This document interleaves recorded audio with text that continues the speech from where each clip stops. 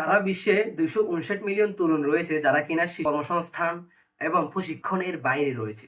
২৫৯ million সংখ্যাটা কিন্তু অনেক বেশি। ২৫৯ সংখ্যাটা কম। মিলিয়ন যেহেতু পাশে আছে তার মানে এটা অনেক বেশি। আর এটা অবশ্য জাতিসংঘের ওয়েবসাইট থেকে আমরা এই তথ্যগুলো পেয়েছি। এবং এর পাশাপাশি অন্য আরেকটা দিকে যদি তাকাই, আমরা হচ্ছে দেখি শিশু শ্রমের দিকে যদি তাকাই, শিশু শ্রমের যে সংখ্যাটা রয়েছে সেটা হচ্ছে ১৩,৮০,০০,০০০ প্লাস। তার মানে এটা অনেক বেশি। তার মানে ১৩,৮০,০০,০০০ শিশু হচ্ছে অলরেডি শিশু শ্রমের মধ্যে লিপ্ত। মানে তারা কি করতেছে?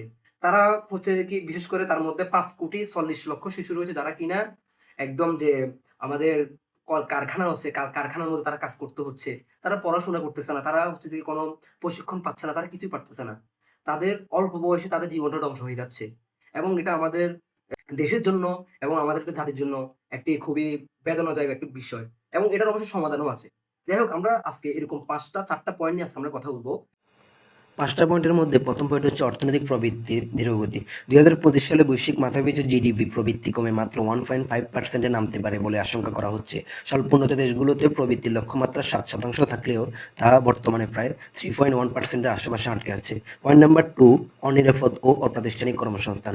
২০২৪ সাল নাগাদ বিশ্বের প্রায় ৫৭.৮% কর্মী অপ্রাতিষ্ঠানিক বা ইনফর্মাল খাতে কাজ করছেন, যাদের কোনো সামাজিক নিরাপত্তা বা আইনি সুরক্ষা নেই। স্বল্পোন্নত দেশগুলোতে প্রতি ১০ জনের মধ্যে ৯ জনই এমন অনিরাপদ অবস্থায় কাজ করছেন।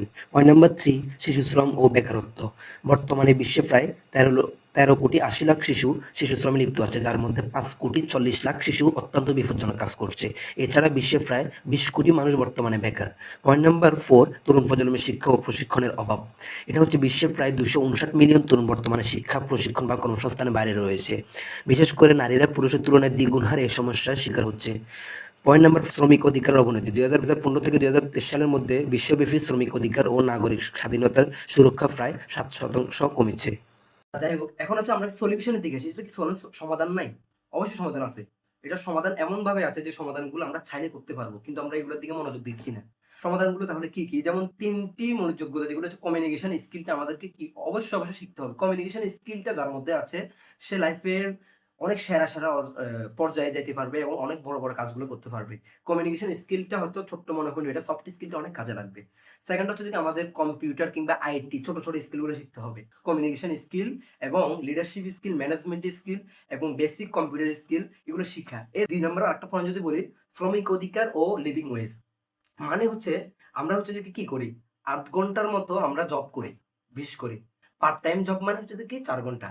৮ ঘন্টা জব যে করি আমরা, ৮ ঘন্টা জব করার পরে আমাদের কিন্তু ওই অনুযায়ী আমাদের টাকা বেতন দেওয়া হয় না। অর্থনীতির একটা বৈষম্য এখানে সৃষ্টি হইছে।